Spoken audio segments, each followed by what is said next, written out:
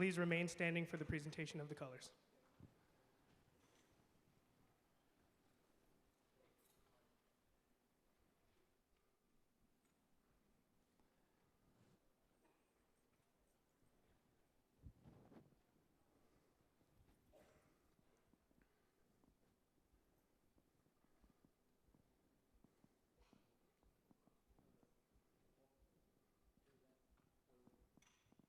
Put your right hand over your heart. Ready? Begin. I pledge allegiance to the flag of the United States of America and to the republic for which it stands, one nation, under God, indivisible, with liberty and justice for all. You may be seated.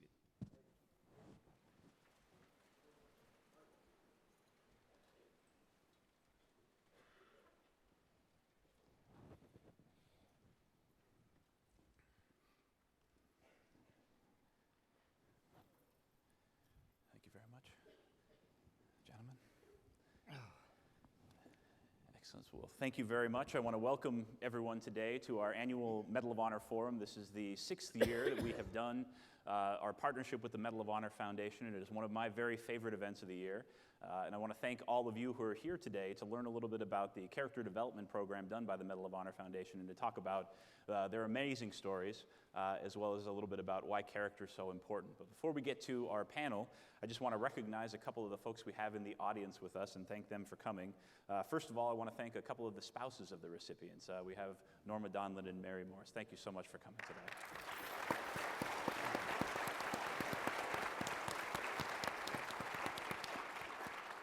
I also want to thank our partners at the Medal of Honor Foundation, their leader, Kathy Metcalf, Vice President of Education, daughter of a recipient herself. Thank you and your team for the amazing partnership.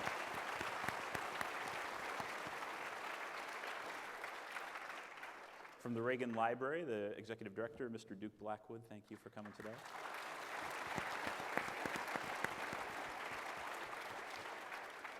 From the Reagan Foundation, we have our CFO, Mr. Jerry Zuck, and our Chief Administrative Officer, Ms. Joanne Drake.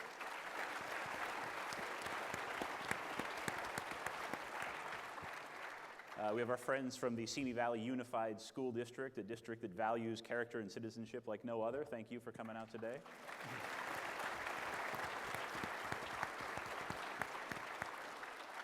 And my final and last thank you before we get started, if there are any veterans who are joining us today, please stand and let us thank you for your service to our country.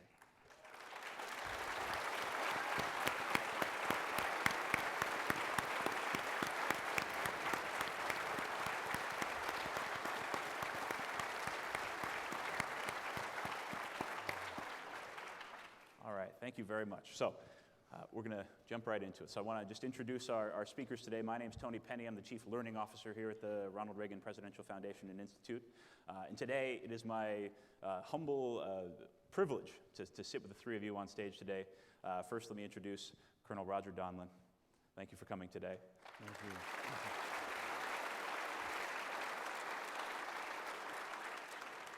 Lieutenant Colonel Chuck Hagemeister.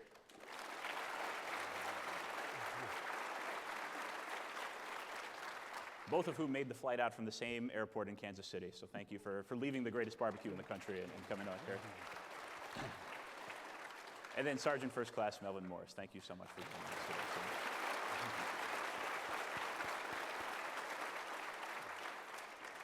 So because it's a character development program, the first question I want to ask you is something that I think all the students can relate to. So when you think about the origins of who you are as a person, you know, character is not something you're born with. It's something you learn from those around you. So I really want to ask you, what was it when you were a kid, when you were about the age, I think we have students, raise your hand if you're in elementary school, any elementary school students? Wonderful, goodness. Middle school students, any middle school students with us today? We got some middle school students, thank you. And high school students, high school. So we got the full range, right? A full range of students at different stages of character development. What about for you? When you were a young man growing up, Colonel Donlin, where did your first kind of the first nuggets of character come from? Right at home, mother and daddy. And reflecting just yesterday about every day, mother would, and I'm number 8 out of 10 children, but she woke each one of us up with a sign of the cross on our forehead and said a short prayer. and burned it into our souls. And she gave us a desire to have a prayer life for life. And that's what my character has been built around. And the seed was planted by Mother. And the way Daddy reinforced that, and anybody comes from a large family, things get out of control sometimes when you have somebody like my character like me raising hell all the time. And Daddy was rather ill when I was 10 years old and thereafter. All he would do when things got a little hectic, he would just do this. Somebody tell me what the fourth commandment is? Very good, thank you. Honor your father and your mother. Daddy wasn't well enough to say that, but we got the message. That's where the seed was planted and supported, Mother and Daddy. Mother and Daddy, excellent, excellent. And the same question to you. I said I grew up, my dad died when I was 3. So like I said, my mother was the value teacher in our family. And then our church would assign a senior member of the church to any young person who was growing up that didn't have a biological father. And mine was Ray Gans. He was a Marine, Second World War. He was a fireman. So he had enough time to take me hunting and fishing and doing all those things and very, very strong Christian values. And like I said, and then the rest of my family that I grew up around, the farm family, you learned a lot of real hard values, the hard work and the commitment out there. Is there something you think back to on the farm as a particular example of something really hard that you had to do? Like I said, if you've ever had the opportunity to chop cockleburrs in Nebraska in July, you learn you don't want to be a farmer. In the chicken coop. I've done that too. And excellent. And Melvin, what about for you, sir? I'm kind of grew up on a farm life also. And I learned early on that, we had chores, we had commitments. And being raised between grandparents and uncles, they were the religious type. So it was the point that you always paid respect to your elders, regardless of who they were, even if you didn't know them. And I grew up with the yes sir, no sir, yes ma'am. They were very strict on that, but we was always told, you do what you have to do. And being that, I had to get up early in the morning, just for example, every morning, 4 o'clock, start the fire, get the fire going before anybody got up. And then started churning the milk for butter after that. But it showed me, early on about responsibilities. You have to have them. And it also develops your character. You have to stay clean, stay neat, regardless of what you got. And with the church, whether I wanted to or not. And with different relatives raising you, you go to different churches. But it's just being part of the community and doing what you have to do. That's what I learned. And it helped me tremendous, yes. Excellent. So one of the things that I heard as a common theme was respect for your elders. Yeah. Now, is that something that comes in handy when you get into the military, the idea of a chain of command? Is that something that comes in handy when you get into the military? Better. Yeah. Better. Yeah. And is there a specific value? So it sounds like a lot of you got it from the values of hard work and the things you picked up from your mom and your dad. Is there a particular value that when you think back on, this is something I picked up in childhood that served me well, not just in my military service, but throughout life? Is there one kind of particular value that stands out for you? One that always comes to my mind, Daddy always reminded all of us, remember your word is your bond and your signature is a seal to that bond. So be a trustworthy person, associate with trustworthy people. And if I have to pick any value when I'm looking for people that I'm going to be walking into danger with, I'm looking for a person that is trustworthy and I can trust in them and they can trust in me. So I put high value on trustworthy. Daddy gave me that first lesson there. They said, our 7 values that we use are all kind of important. I've always kind of grasped to the one to the integrity of doing what's right when no one's looking. And I tell a lot of the kids, if you take that one, the integrity, and if that's the only one you hold on to, you're not going to get in trouble. If you do what's right, when no one's looking, and you do that all the time, you're not going to be the guy with the dark clothes and the hood and the backpack out there in the street, because first you have to realize that there's probably somebody watching. But if you can do that to yourself, that'll carry you a long way. Excellent. Yeah, it brings back memories to me, because I had an aunt, and one of her favorite sayings is, I heard it so much, you're going to reap what you sow. You're going to reap what you sow. I heard that every day. And so it makes you think that you always have to do the right thing. And so it kept my character up a little bit. Not to do wrong, do what you have to do.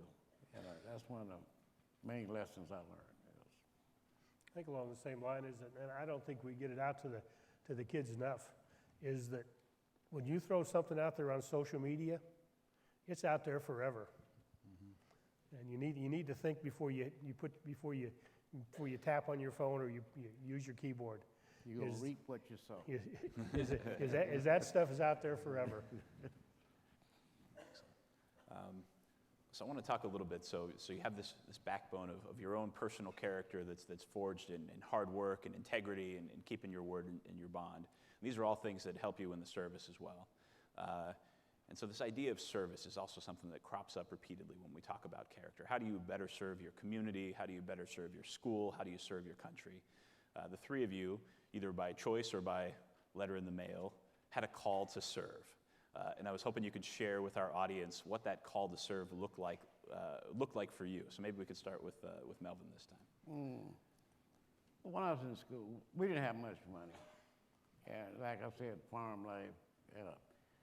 And me and my brother were handed out quite a bit. But I can recall back looking in the closets at my grandmother's house, seeing a World War II Army aircraft jacket, seeing a rifle from World War I, and those stayed with me. And being in the military was part of our life. But back to me, I understood that that was a proud thing to be in the military, but what drove me to go into it was sort of like something I want to do, but yet still economic conditions were pushing at me at the same time.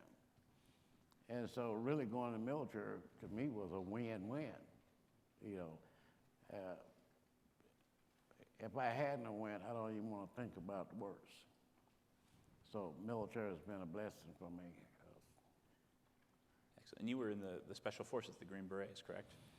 And so yes, I joined the military. I'll give you a little background. The colonel and I, he was my team captain in 1963 and 64.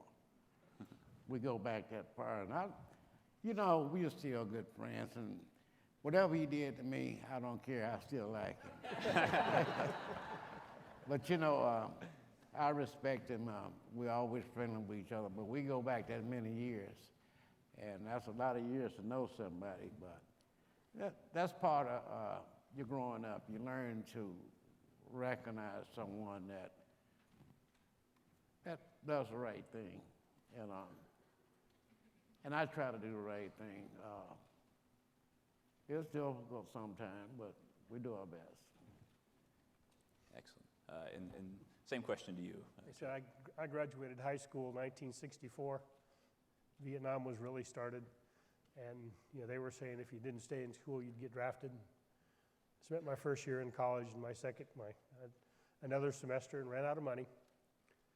And I was going to work a semester and then go back. Well, before I had a chance to go back, my friends and neighbors got me. And like I said, in May of 1966, I went on my journey into the Army. I was going to spend my 2 years, and I came pretty close, and received the medal just short of my second anniversary in the Army, and they convinced me I should stay. And so I spent 24 years. The people you know in the Army, like I said, we had the Vietnam Wall visited Leavenworth, Kansas, and I started. I said my journey to this wall started a long time ago.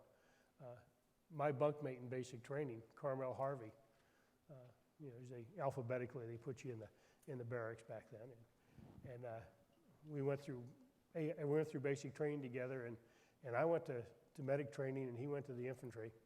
We both ended up in the same battalion in Vietnam, and in March of '67, I was recommended for my medal, and in July of 1967, Carmel was recommended for his medal. And like I said, is it fate? I don't know, but like I said, I gave the society a copy of my orders that we qualified on the rifle range together, and but the people that the Army introduces you to are basically, like you said, they're companions and friends for life. And that's, like I said, the military is just one branch of service. I did the military thing. My son is starting his 20th year in law enforcement. My daughter is starting her 18th year in the medical profession. So like I said, there's all opportunities of service, but we all have an obligation to give back to this country the rewards that it has given us. I have a follow-up question for you on receiving the draft letter. Because at the time, I mean, there was a lot of people who received, or they would, kind of burn their draft notices and that sort of thing. I mean, so what was, when you received that letter, what was that decision-making process like for you? When I got my letter, the guy who was the president of the draft, or our local draft board representative, lived just 4 houses down from us. So I knew from him before I got my letter that I was being drafted. And I knew growing up in that house that if I wanted to continue to call that a home, I would serve. I didn't have a choice. I can trace back that I'm the only Hagemeister from my branch of the family that is served until after, I was the first one, I should say, that served.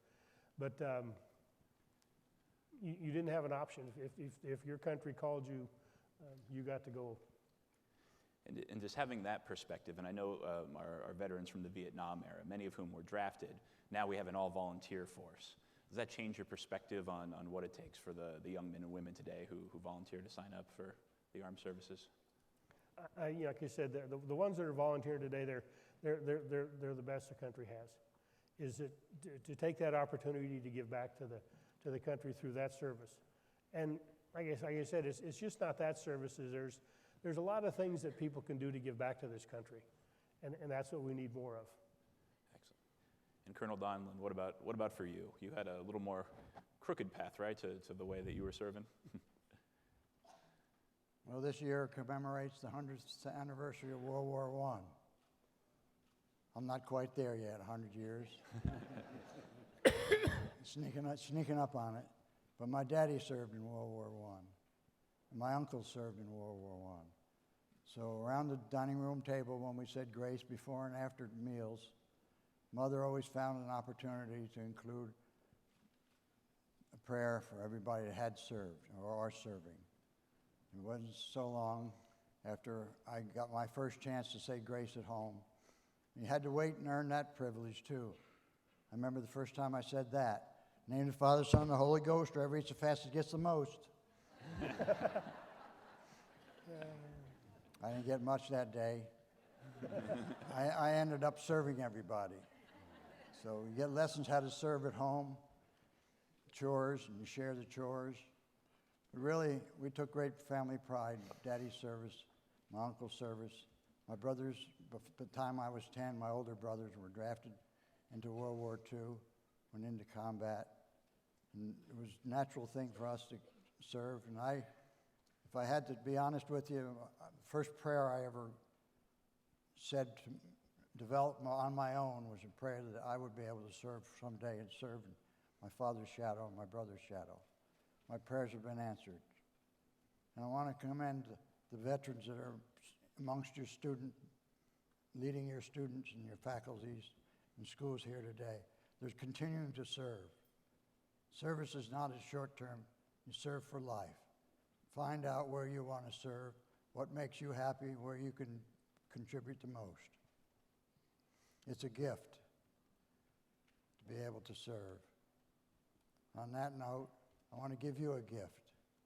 I talked about my mother, but 52 years ago I met another great lady. She gave me a gift, and I want to give it to you now. And I think it's appropriate to share. It's a message engraved in this wedding band. It simply states, what we are is God's gift to us. What we become is our gift to God. As an individual, as a couple, as a school, as a state, as a nation, amongst a family of nations. Find a way to serve.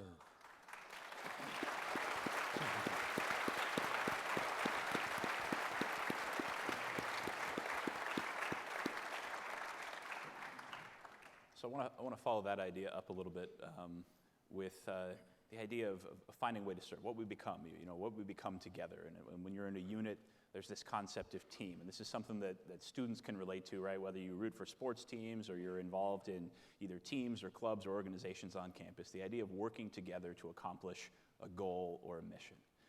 So when you're in service, and having heard your stories and seen your videos, and I know many of the students in the audience have seen these, one of the things that comes through over and over again is the power, the commitment you made to your brothers in arms, your brothers on the battlefield.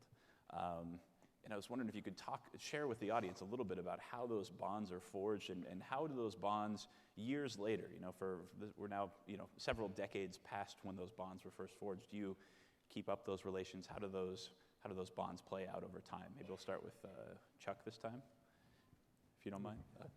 Like I said, you'll learn very quickly is that and I'll speak from the military thing, is that the military is just a bigger family. And when you're training, you're with those people, 8, 12 hours a day. But when you get deployed and in combat, you're with those people 24 hours a day for an extended period of time, and they almost become closer than your family. When you sleep on the hard ground next to somebody, or and I always say the thing is that when you dig a foxhole and you find out that you're at the bottom of the foxhole and there's 3 guys on top of you sharing it, that's the closest you can get. And like I said, that bond will last forever. I live outside of Kansas City, and my daughter lives in Nashville. Well, as I drive to Nashville many times during the year to visit her, I go through Mount Vernon, Illinois, and my platoon leader's RTO lives there. And I can tell you the mile marker going each direction that's an hour and 20 minutes out from the Cracker Barrel in Mount Vernon, and I'll call Denny and say, hey, Denny, let's have lunch, or let's have meet for coffee or things like that. And we still do that. But is it the opportunity to go back and do that is something that the military, and I'm sure in any other profession, do you have that opportunity to go back and renew those little immediate friendships over time. Excellent. Colonel Donlin.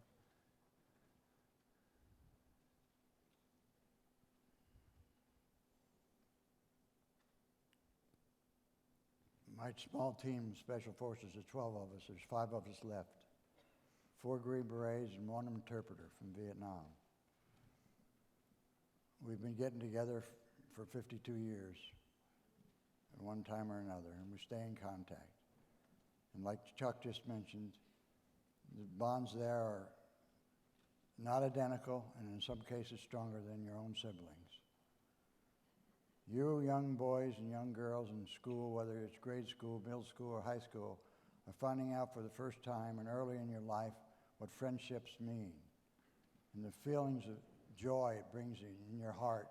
And when you take it home at the end of the day, you have a new friend. You feel enriched. Treasure that. Because some of those friendships that you're building today in school will carry you through life, and I encourage you to do that. And believe it or not, some of your teachers can be your friends too.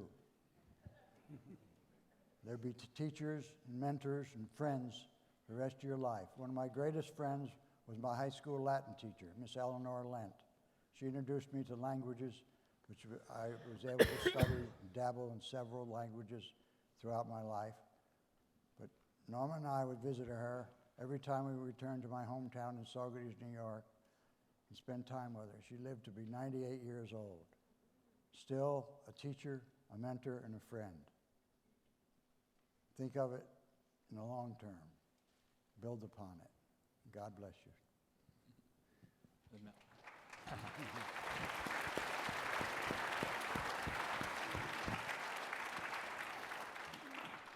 You know, what I learned is when I volunteered to go to Green Beret, which was years ago, 1961. And I kind of like, we hear stories about these guys on the hill, and they called it Smoke Bomb Hill at that time. And they were kind of mysterious, and they were called certain names, Snake Eaters and Sneaky Pete and whatever. And I was just a young airborne paratrooper. And I volunteered for it because you hear rumors, but these were mature men. Most of them were NCOs and officers, and they did clandestine work. And you learn early on that they were a tight-knit group. And I volunteered and I got accepted. And early on you learn brotherhood. They're your brothers. And you do your best you can to take care of your brother. Now, these are hard men, believe me. If you didn't do what you had to do, you were gone. Yeah, wasn't no fooling around. But you learned that togetherness, that things that you did together, but they will look out for you. They will cover your back. I don't like to use the word cover my back, but they were there for you. And we had this saying that you leave no brother behind. And that's still true today with the Green Beret. That's true with every branch of service. Because you have to really feel that commitment to take care of each other. And that's why I can still put up with him after 50 years. But you learn, you grow a bond with each other. And you learn to respect each other. And there's a group of us right today that we still stay in contact because we have developed that bond. And I know I won't leave one of them in a situation, and I know the next one won't leave me. And it's very important that you learn that early on in life. And I was thinking, like with the students, when you see something, intervene, and then also intervene to help another student, either say something, because sometimes we need that extra push, or either that extra guidance. And with the students, don't leave your brother or your sister behind. Give them a push. Give them a hand up. Excellent. So I want to follow up on that question with you, actually. So students are texting in questions. I know we have viewers who are watching online as well. And I think there's a great question that came in from our audience a while ago, but it ties into what you were talking about, which is the idea of don't leave a brother or sister behind, which is easy to say, but I think it's much tougher. And I would imagine for students in the audience who have never experienced battlefield conditions like you did, that when bullets are flying and you hear explosions all around you, that leave no brother or sister behind becomes much harder to actually do than to say. But each and every one of you were able to do that without hesitation. So here's the question that comes from the audience. Where did you draw your courage, or what influenced you to do those extraordinary things on the battlefield? So maybe I'll start, Melvin, with you. I know part of your story. I mean, there was somebody, you were carrying one of your brothers in arms, and a map was dropped, and you risked your life to go back and get a map, right? So where does that sort of courage come from? Well, as growing up, we always knew you had to help each other out, and you didn't leave somebody where they got in trouble. You intervened, but you cared for each other, and we would get really good because the first question is, well, why did you let your brother do that? And you got punished for it. That taught you right quick. You look out for each other. And I learned that early on. But our training was as such that we already had developed that thing that, you got to take care of each other because we lived and breathed together. We shared together. I'm talking about when I was a Green Beret. And I wouldn't have cared who it was. I would do the same thing. You have a choice. I was joking a while ago with one of the ladies about bullets like bees are passing by your ear, but you don't pay no attention to that. You stay focused on what you got to do. It's easy to crawl into a hole, but once you crawl into a hole, you can't come out. Don't go into a hole. And so that's what kept me going on. I knew what I had to do. Several times I had moved forward under fire because that's what you have to do. You're a trained soldier. I mean, you just don't say, well, if I do this, I'm going to get shot and just give up and quit. No, that's not what it's about. You got to do what you have to do. And that's who we are. I mean, it was learned, but yet and still it's some part of you that you really believe in what you're doing. And I really believed in my unit, and I believed in the people in it, and I wouldn't have left no one. Same question for you. I mean, you were trained as a medic, right? So when the firing starts, you run right to the most dangerous part where people have already been hit. So how do you? My thing was always went to the first wounded, and that was my job. I was to like I said, is try to maintain the fighting strength, keep as many people alive, and that's exactly why I did what I did that night. Is that I didn't have enough healthy people to get my wounded out, so I had to go get help.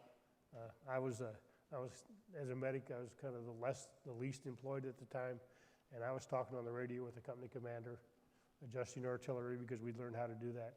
But yeah, like I said, everything that I had done was to take care of my small group, and like I said, that probably became closer than family. Is that we spent so much time together.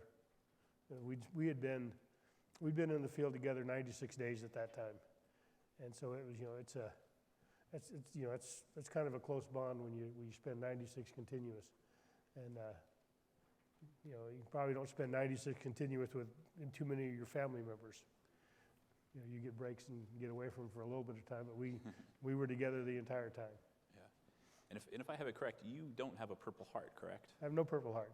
So somehow you threw yourself into the most dangerous, and I mean, did you feel absolutely blessed? I've worn out more guardian angels than should be allowed. Religion. Yeah. Through no fault of my own. And Colonel Donlin, so same question. You were the first recipient of the Medal of Honor coming out of the Vietnam War, and to have heard your story and to have seen, you were multiple times you were hit by shrapnel from mortar fire and from grenades, and you kind of kept going and going and going. Where did that courage come from? Sergeant First Class Morris talked about, the desire. Sometimes it's easy to crawl into a hole and just stay there. Mm-hmm. You would think after the first or second time that might be, but you didn't do that. So maybe you could share with us how you were able to muster that courage. I think it's both. You muster that courage from your training, not just from your military training, it's from your training from your childhood. It all comes together at the right time. It's in your arsenal. But specifically our military training, our pre-deployment training before we were deployed to Vietnam, at one point in time, out in the boonies in the mountains of North Carolina, one late night, we talked amongst each other and we said, when and if we ever get in a pickle or everything goes south on us, we'll never surrender. We'll go down to the last man fighting. And we believed that and we knew we'd do that. So when it did come and we got that pickle, in that pickle jar, and we started to take casualties. I remember the first casualty I was informed by my medics that my team sergeant, my senior sergeant, who's a World War II veteran and a Korean War veteran, was killed. And I asked God, why Pop, why not me? Pop's wife was home expecting. Next thing I know, one of my youngest men was killed, Sergeant John Alston. Same scenario, his wife expecting. That night, before the battle, John shared with me a letter from Alice. We're going to be proud parents, dear, of twins. Again, I asked God, why John, why not me? God's never given me an answer, but he's given me a job to continue to serve. On behalf of Pop and John and the Australian that also died that night with me, first from Australia. So you find yourself in a situation that your word was your bond, didn't have to sign anything, but you had your word was good enough. We believed in each other. We came out victorious against America's superior odds, in spite of wounds. Some wounds are visible, others are invisible, and we carry those with the help of people around us who love us and get us through life. Earlier, you talked about a powerful image of your mother praying over you every night when you were a child. Did you feel any of that when you were on the battlefield that night? Chuck talked about guardian angels, and he's worn out guardian angels. Do you think that any of that praying helped you that night? There's no doubt about it in my mind. Yeah. My oldest brother, I mentioned, was drafted in World War II. My favorite aunt gave him a miraculous medal to wear before he went. St. Christopher, the patron of travelers. And when I was getting ready to go, my brother Paul says, Roger, would you like to borrow this for a while? I said, it got you home, Paul. I'll borrow it. So I took it. I got in the hospital. I wrote him a letter. I said, Paul, I had a bad night at Black Rock. I lost your miraculous medal. He said, did you ever notice it had a little crimp in that? I said, yeah, I fingered it sometimes when I was praying. He said, a hunk of shrapnel hit that. I forgot to tell you, a Purple Heart comes with that. I said, nice time to tell me now. So I said a prayer for him anyway. And I'm still praying for him. He's 92 years old, and he's praying for me. That's why I believe in the power of prayer. Nice. That's great. That's great. Let me say, you know, I believe in the mysterious. When I got wounded, when I got shot several times, I had my ID tags in my pocket, and the bullet through my chest struck the ID tags. But in my pocket, I had my Catholic missal, which I had since 1959, and I still have it today. So I had a Bible in that pocket, I had my ID tags, and I had a coin that I had took from my enemy in my pocket. Now, you know, when I was in there, I gave my team sergeant his last rites. They had the opportunity to kill me at that moment. But since I was praying, wasn't no bullets flying. But when I finished, they really threw it at me.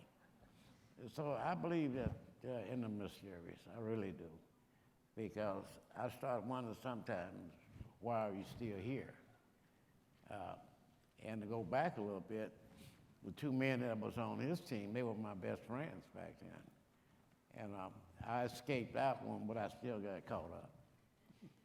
But I often say, like to him, if I would have went on that team then, I probably wouldn't be here today. So I would say, that's why I'm never bitter about anything. I'm lucky to be alive. I'm lucky to be here. So a follow up on that. So you say believing in the mysterious. I want to follow up with the belief in a term that's being thrown around, and I see a lot of the students are texting in a question about a belief in the concept of heroism and being a hero. You know, we just watched the Super Bowl, and some people say the hero of the Super Bowl was Tom Brady, or you know, we have all these superhero movies that are out now. A lot of people would say that you're heroes, but I'd love to know how you feel about that term, how it applies to you, what it means. Maybe we start with any thoughts on. That's appropriate. Throwing the Hail Mary. They do it on the football field. On that note, I share something that happened recently. Norma and I were at the inaugural. And are you familiar with coins, challenge coins that we share and challenge and pass them on? Well, I was meeting with the Chief of Staff of our Army. And he was telling me how they're going to present some awards this week. They've been upgraded. And he says he's going to give these awards away. And he said, give the awards away. He said it 3 times. And I got right in his face. And I said, General, I said, you're not going to give those awards away. You're going to present them. They were earned. They were not a gift.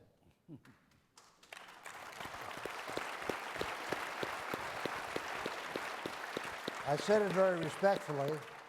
He looked a little startled, walked away in his conversation with others. He came back 5 minutes later, looked at me, and he says, 1 Our Father and 3 Hail Marys. And I says, General, if you're going to do that, you might as well say the rest of the rosary. He reached in his pocket and pulled out his rosary, and his wife was standing there. He says, well, I thought he was going to give you a coin. So I reached in my pocket and pulled out my rosary.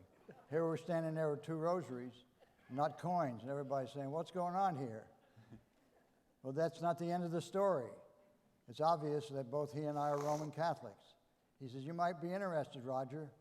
He says, the chairman of the Joint Chief, and this was the chairman's luncheon at the inaugural, the chairman is a Roman Catholic, and every member of the Joint Chiefs of Staff, for the first time in the history of America, are practicing the same religion. They're all Christian. They happen to be Roman Catholics. They believe in the power of prayer. They put them in a position where they are today, where they can continue to serve and serve and serve God and country.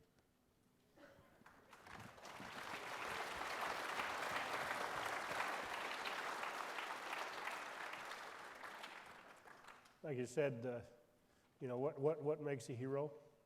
The person at the wrong place at the right time, and he's probably been doing his job, and someone recognizes that, and that's why there's the term hero goes across all the way across. You have the teacher stopping a shooting in school. You have the person running across 6 lanes of traffic to pull someone out of a car that's burning. And all those things that we need to recognize those people. We need to get where we need to start reporting the good news more often than the bad news.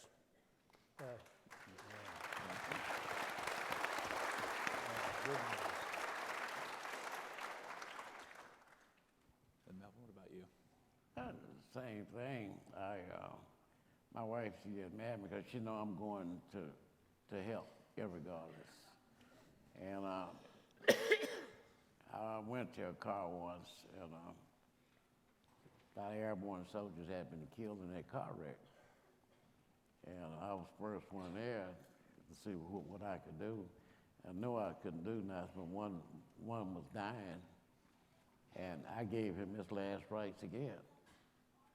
I believe in the power of prayer, and I believe in letting that person pass on the right way. That's why I did what I did before. But you just have to say life is precious, and if you could save someone or help someone, you need to do it. It might cost you your life, but you don't consider that. You consider that person that you're trying to help. And I've been in many instances where I didn't hesitate to go to someone's aid. I've been in house fires, I've done heart attack victims, it's just part of you. But I think that can be part of anyone if really it's just, don't be selfish and look at yourself. Help your neighbor, your friend, and that's the values I have.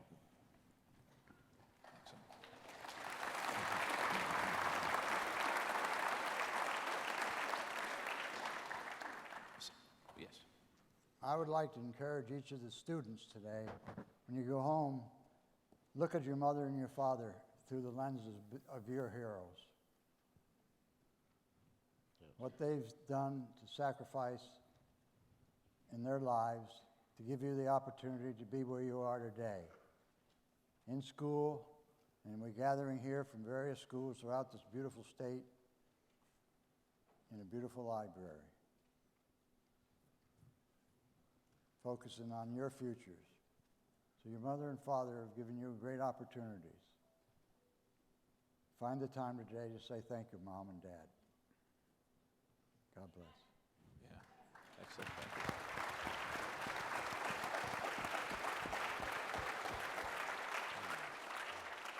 All right, so I want to shift discussion to one of the other character values that comes up in the character development program is the concept of patriotism.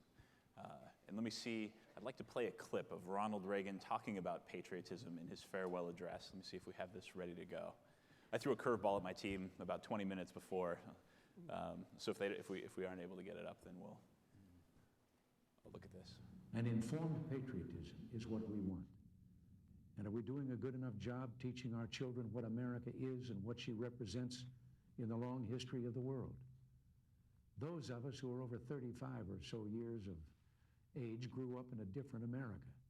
We were taught very directly what it means to be an American. And we absorbed almost in the air a love of country and an appreciation of its institutions. If you didn't get these things from your family, you got them from the neighborhood, from the father down the street who fought in Korea, or the family who lost someone at Anzio. Or you could get a sense of patriotism from school. And if all else failed, you could get a sense of patriotism from the popular culture. The movies celebrated democratic values and implicitly reinforced the idea that America was special. TV was like that too, through the mid-60s. But now we're about to enter the 90s, and some things have changed. Younger parents aren't sure that an unambivalent appreciation of America is the right thing to teach modern children.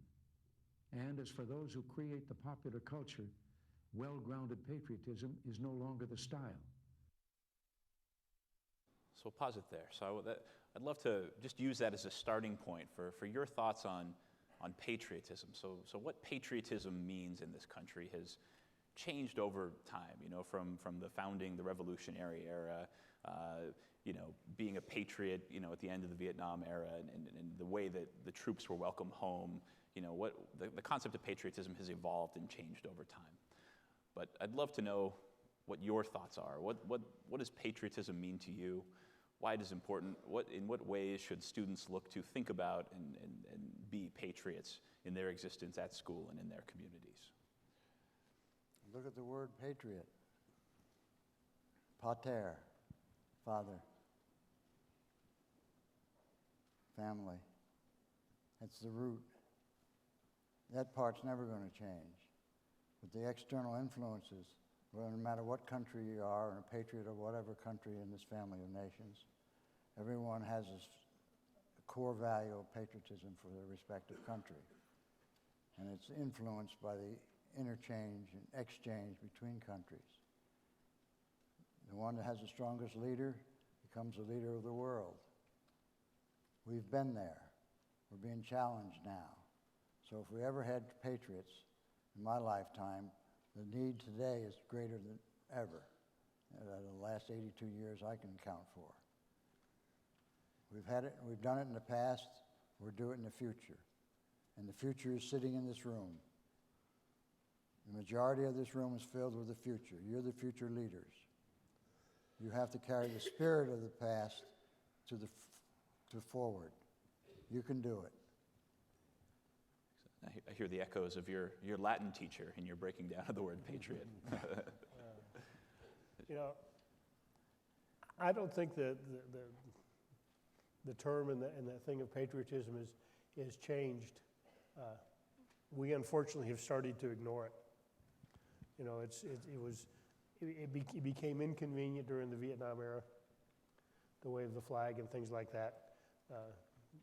Now with the war on terror, we've seen it start to come back a little bit. But like you say, the mainstream media coverage of that and coming out and recognizing the patriotic acts. Each individual has a great debt to this country. In the 70s, I was in Germany, and my thing was I thought that every high school student ought to be put on a plane and taken to Germany and have the opportunity to stand on the East German border when the sun went down and see the lights across that border go out. Then you all of a sudden you have a great appreciation. Now, I've told those people all the time is that we have the greatest opportunity. We don't require to carry our credentials with us every day.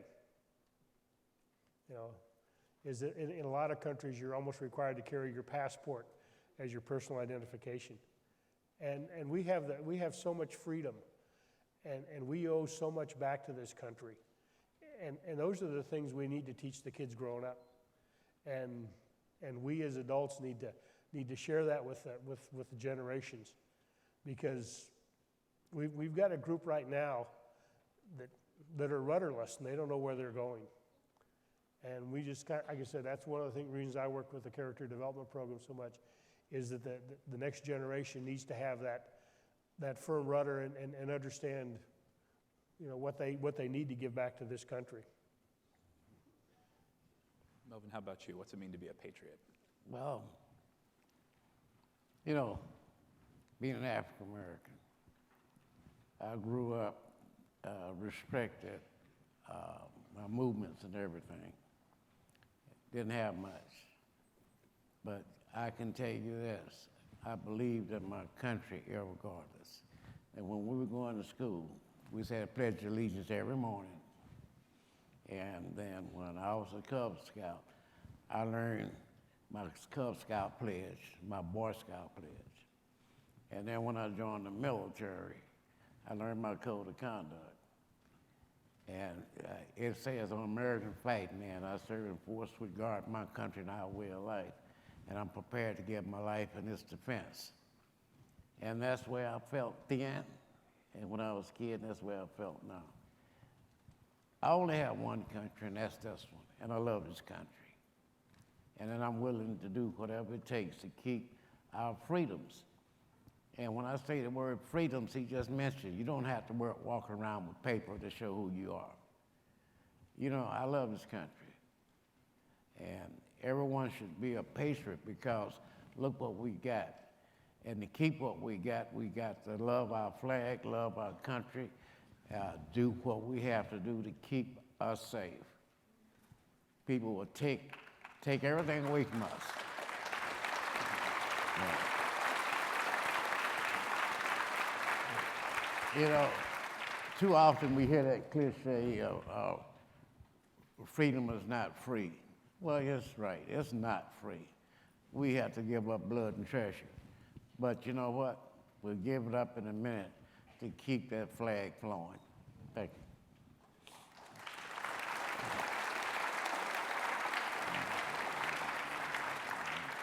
So I want to give students in the audience a chance to ask some questions of our honored guests today. We have some team members, I believe, who have microphones. If you have a question, please raise your hand, and the team members will come by, and we'll get to you in just a second. And while we're waiting to get some students and some questions, I'm going to ask one more question of each of our panelists. I'll keep it relatively quick, because I want to make sure we get as many student questions in as possible. But the question I have is, how does it change you when you receive the medal? It's the Congressional Medal of Honor, but it's awarded by the president. You get to meet the president. For both for Roger and Chuck, you were relatively young. Melvin, you had to wait 40-something years before you received yours. But once that medal goes around your neck, how do you change? Maybe we'll start with Melvin. Yeah. You know, actually, when President Obama called me, you know, couldn't believe it was him, and he said it was the president, and that I would receive. He apologized I didn't receive it 44 years ago. And I didn't believe him, but hung the phone up, and I called back the next day to doubt the people, and I got chewed out for doubting the president. But I just didn't think that this was happening. You know, people were good at pulling pranks. But to make it short, I felt very proud. And somebody asked me, did I feel vindicated? And I said, vindicated for what? I got what they thought I deserved at that time, and I was satisfied with it. I never complained. I never tried to get an upgrade or nothing. I just went on doing my military duties. In fact, I was back in Vietnam with the nation's second highest decoration, and I probably could have got out of going back to Vietnam, but I volunteered. Because we got to do what we have to do for our country.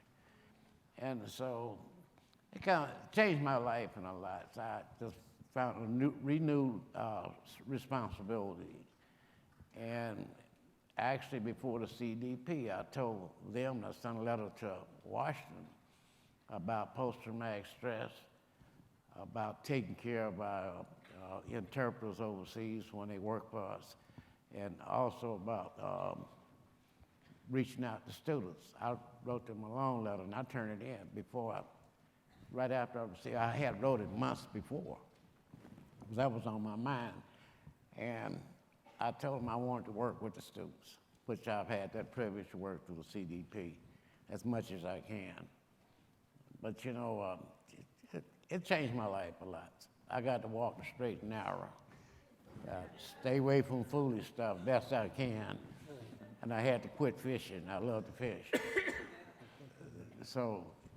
But this is serious, so I take it serious. So I'm out working, and I enjoy it, and I love it. And I just hope we can just save one student or a bunch of students. But we're really here for the students, and I hope that they recognize that fact and accept the fact that we're trying to help them.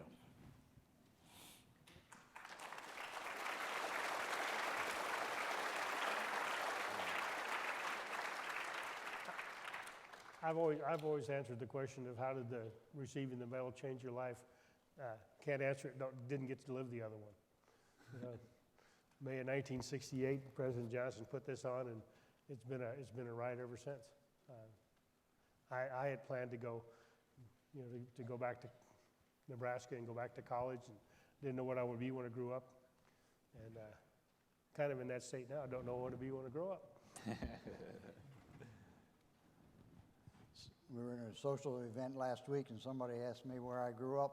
My wife interrupted, he's still working on that. And that's the same answer applies to how the medal changes your life. Little did I ever dream I'd be sitting in an environment like this, the Reagan Presidential Library, meeting with all you wonderful people, parents, teachers, counselors, students, exchanging these thoughts that we've had today. My life continues to change because of the medal.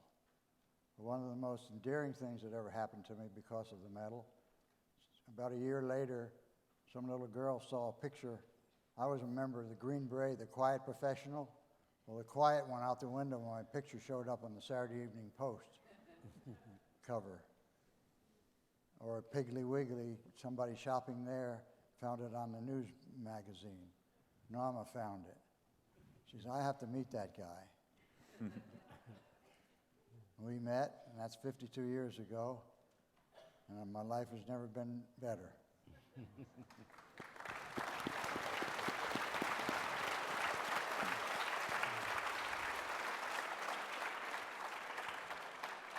Alrighty, so I'm going to ask each of our student questions, if you could direct it towards one of our recipients, and then we'll try to get as many student questions in as we can. So I'm going to start over here. Hi, my name is Madison Elder. I'm here with the History Club from Faith Baptist High School. Our question is for Colonel Hegmeister. What advice do you have for students who are interested in history and want to use that knowledge for service and leadership? They've always said that if you don't study history, you're bound to repeat it. In the history thing, you can teach, you can do research, and get the people to go out there and read that history is probably one of the things. I said there's a million history books, and probably half of them have been read. Like I said, I am still studying history and learning from it. It's a great thing. My daughter's roommate in college, I always have to, is that she used to say this, that I'm getting a degree in history, and would you like fries with that order? and now she's in probably the second tier of the Target stores because of her dedication and her hard work. Like I said, with any profession, is that the dedication and the hard work can make it a success. And like I said, that's something that has to do. And history is just one of the many areas you can go through. If I could recommend a fine history book on sale right after this panel, the Medal of Honor book, upstairs, they'll be signing copies of it, so that's a good place to start. Let's go over here. Hello, my name is Cade Brady from St. Pascal Balon School. Firstly, I would like to thank all of you for your service. And secondly, this is for Mr. Morris. How did your experiences change your view on war? Oh, so for you, so how did your experiences change your view on war? Yeah. It hasn't changed my view on war. The view has changed for me that we have to be more ready than we were before. When we were in Vietnam and everybody was against it and everything, that was wrong to me. And I hate to say it though, but I don't like war, no one does. But being prepared for war, we have to be. We've already experienced that. They will tear us down to the core. We won't even have a clue. So war is not necessary unless someone starts it. I don't care for war, because I've seen too much devastation already, and I know how it affects lives. It's not good, but if you read the Bible, it's all over in the Bible. Some of the nastiest battles that ever happened took place in the Bible. So it's just something that we have to live with and pray every day that we don't have to go to war. I don't like war. War destroys families and people and cultures. So that's my best answer for you.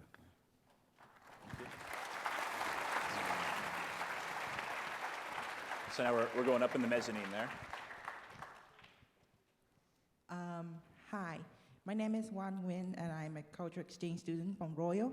I just want to say that I'm honored to meet the man who served his country.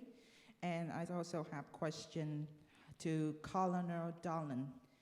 In the forum, I heard they mention that there are some people who resist the drafting into the Vietnam War by burning the draft itself.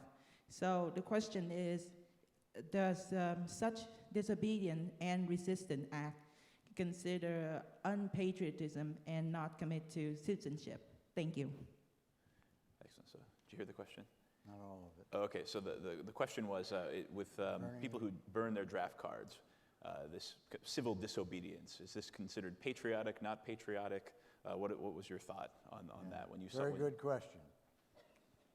We fought for all our rights, and to burn, to protest, that's your right to do that.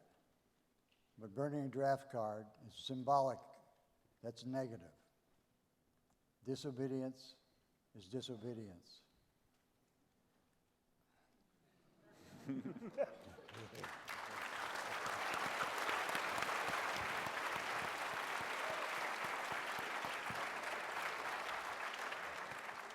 We're going to go right in the middle here. Hello, my name is Liam Pullman. I am from Topaz Preparatory Academy. I am 11 years old and from 6th grade. Roger Donlon, in your description it shows that you were pretty much going around helping people like a rabbit jumping around. Anyways, do you think your comrades will do the same for you as you did for them? Did you hear that? So the question was, you were running from, a gun pit. You were running all over, putting your life at risk. Do you think that your comrades, any of your comrades, would have done the same thing for you that you did for them? Yeah, thank you. Yes. Like I said earlier, we committed ourselves that when things got bad, we would never stop fighting. So we believed that would happen. It was difficult for me. I couldn't get to some of the foxholes or mortar pits I wanted to because of the enemy incoming. I remember Mel's buddy, Ray Witzel, also an African American. And that raises the issue. In the 60s, racial divide in our country was raw.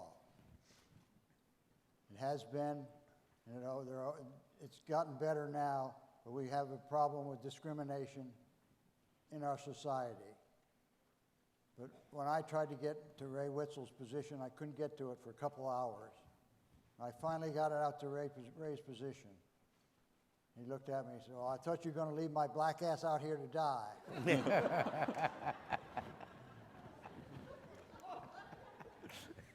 And we talked about that before. I said, "Don't care what color you are, we all bleed the same."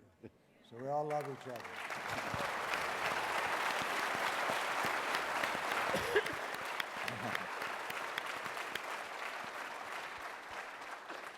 Okay, we're going to go down here and then so here and then there. I'm Cadet Lieutenant Junior Grade Christine Park from the Troy High School NJROTC program. And my question is, in times where there's division based on religion and race, how can we keep unity in our schools and community? Good question, good question. Anyone want to take that? So in times when we have division based on religion, based on race, how can students keep a sense of community on campus? So what can they do to help heal these wounds of division that we see sometimes? Very good. Recognize the division. There's always going to be division. There's two sides to every coin. But you have to have communications to be able to solve a problem. So you recognize and admit there is a difference. Understand clearly what those differences are. So clear that every word that's uttered is clearly defined and understood. Once you've done that, then you've got a starting point. Then you start to look further, look for what's common amongst the people that have differences. Find those common areas. There you can build some solid foundation for more open communications. And eventually, when you keep the lines of communications open, you'll be able to find compromise. We're sitting in the Reagan Presidential Library. Great communicator. Mm-hmm. Do some more research on how he mastered that. He set a great example for the world, not just for you and I.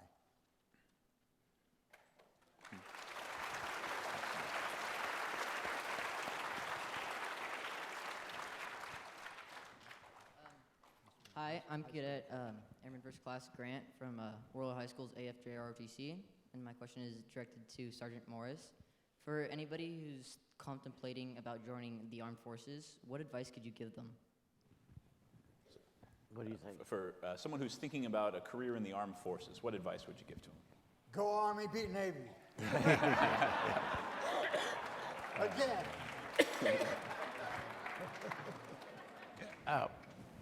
Personally, I think that's your choice, and then you really got to think about it and really be sure that's what you want to do. Because when I'm out, I tell the students that I'm not talking to anyone about joining the military. That's your choice. But I will tell you this, make sure you got your education and you prepared. When I went in, I wasn't really prepared that well because I had a very little education. But I made it a point to get my education. But I knew it was very important in the military. The military has changed so much. It's high tech. And I mean, you just can't really go for the military without proper education. And you've got to have a desire to be a professional, a good soldier, put it that way. And so, but make sure you stay career-minded if it's only for 4 years. Because you got to love what you do and do what you love. And if you don't love it, don't do it. If you don't want to do it, don't do it. So thank you very much. Now we're going to come over here. Go ahead. Hi, I'm Courtney Duke from Apollo, and my question is directed toward Mr. Morris. What has been the best part about wearing the Medal of Honor? So what's the best part about wearing the medal? You know, it's the respect you get from people. I mean, without the medal, I don't think they know I even exist. So actually, they're paying respect to the medal, and then in turn, that pays respect to me. Because you got to look at, there's a lot of history, a lot of proud history behind the Medal of Honor. And it's not given out lightly.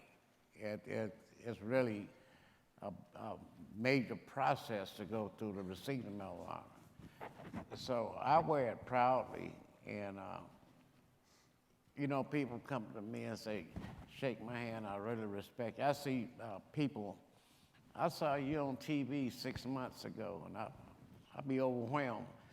But you know, I'm very proud to wear it. There's no other honor greater. I just can't give it up. I have to say it. This is the greatest honor in the world. Excellent. Thank you very much.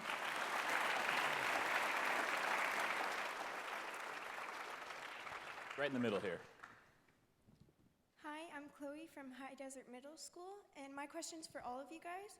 If you could go back in time to before you received the Medal of Honor, what would you say? So if you could go back in time to the you before you became Medal of Honor recipient, is there any message you would give to yourself at this point, looking back? Maybe we'll start with Chuck.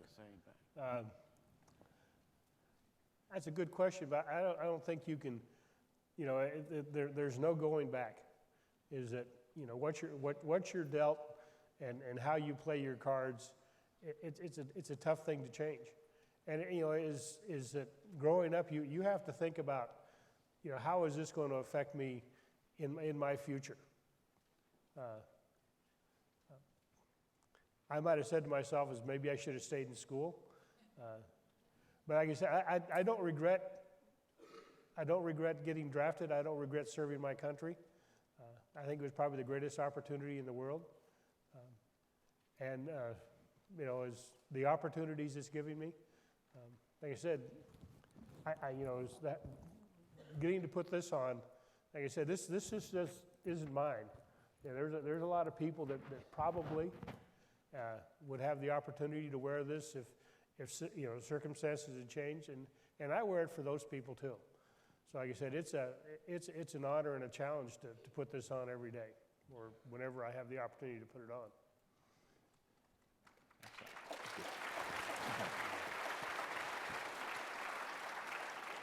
We're gonna move on to our next question here. Good morning. Oh, sorry. Good morning. I'm Cadet First Lieutenant Michael Hunt from Golden Valley High School, Air Force Junior ROTC. My question is for Colonel Higmeister. Now, to some degree, all wars carry a sense of controversy, the one you fought in especially. Did you ever disagree with the causes of the war you fought in, and how did you get over that? I think it goes back, and you know, Roger said, is that when you take an oath, that's your bond. Is that when a soldier takes that oath, he doesn't have the opportunity to decide whether it's all he can do is he follows his orders, and unless that order is illegal.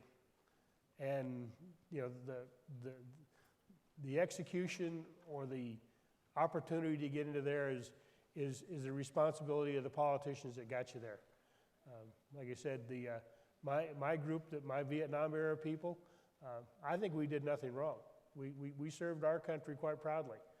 And if they want to try to run that down, they need to go to the politicians.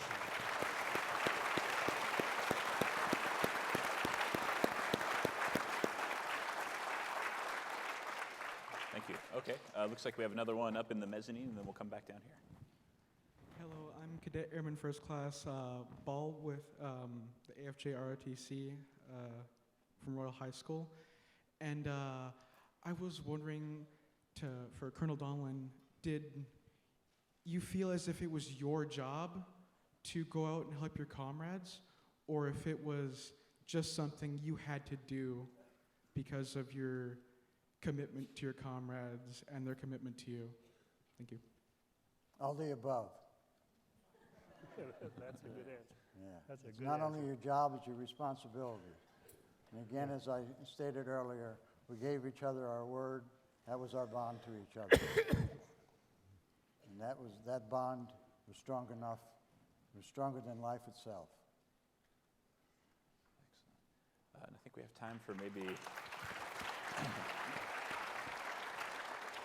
And this is going to be our last question, and I know it's going to be an awesome one.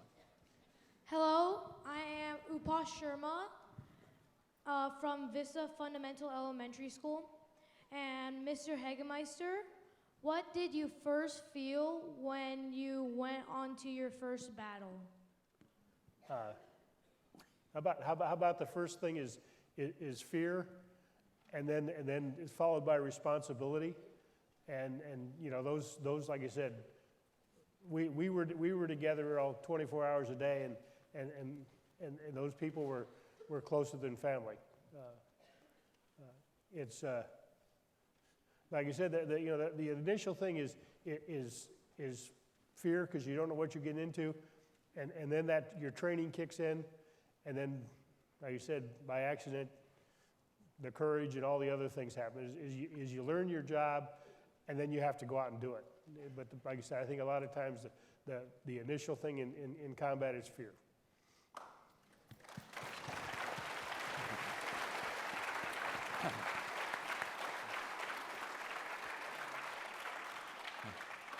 So I want to thank all of our students for your wonderful questions. We only have a couple of minutes left, and I wanted to give each of our recipients a chance for one final word, directive, final thoughts for our audience before we wrap up today. So I'm not going to, in whichever order you feel ready to share a final thought with our students. I'll go. Being patriotic is the love of your country and doing what you have to do to protect your country. You know, in honor of your country, you should do the right thing. And so like I said to you before, I love my country, so that means I have to love the flag. I love what it stands for. And, you know, and believe in doing the right thing, that no enemy will cross your shore to change our way of life. And I would give my life in this defense right now, even though I wouldn't have to. I would. I wouldn't wait on nobody to tell me. So I expect you to do the same thing. Once we are really committed to protecting our shores, our way of life, our country, our flag, we don't have to worry about anybody.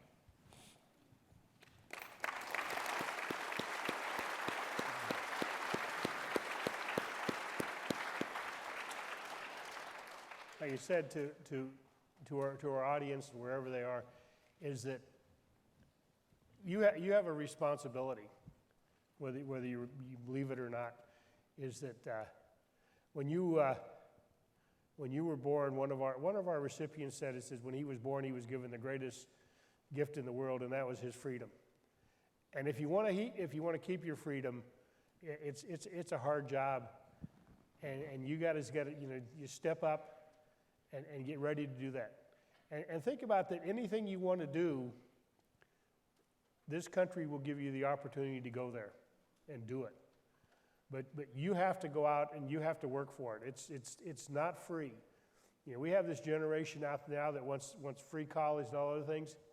You know, it's not free because somebody's got to pay for it. And you cannot tax a country into prosperity. And so, you know, somebody's got to be out there working for it. So just think, you know, is that nothing you're going to get in your life is going to be handed to you. You're going to have to earn it, and you're going to have to work for it.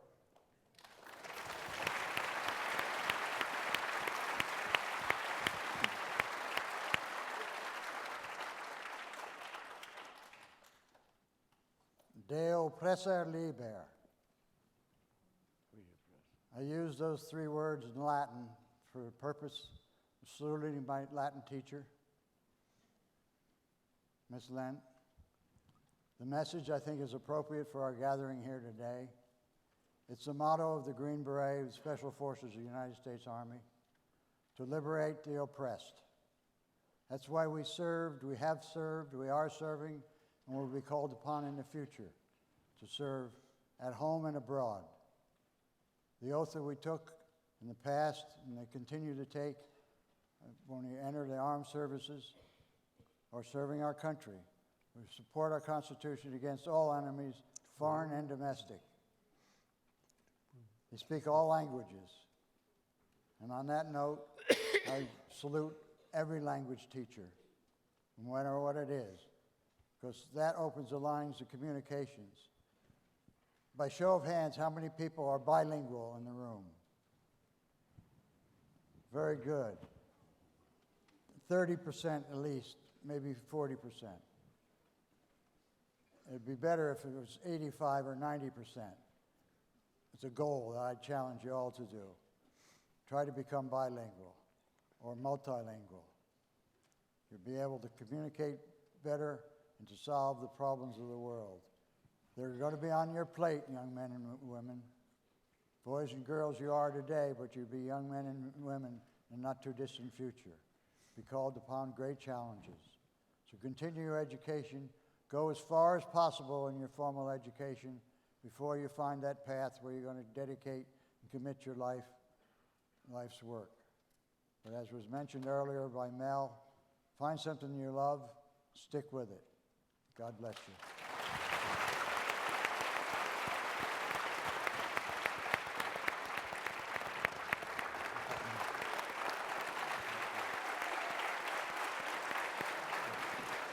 Almost got it.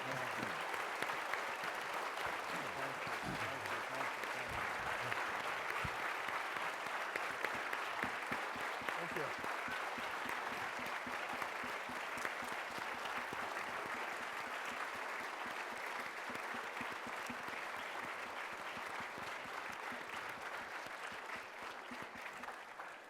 So in just a minute, a member of our team is going to come up and dismiss all of our students, but I just wanted to say one final thank you. President Reagan had a saying that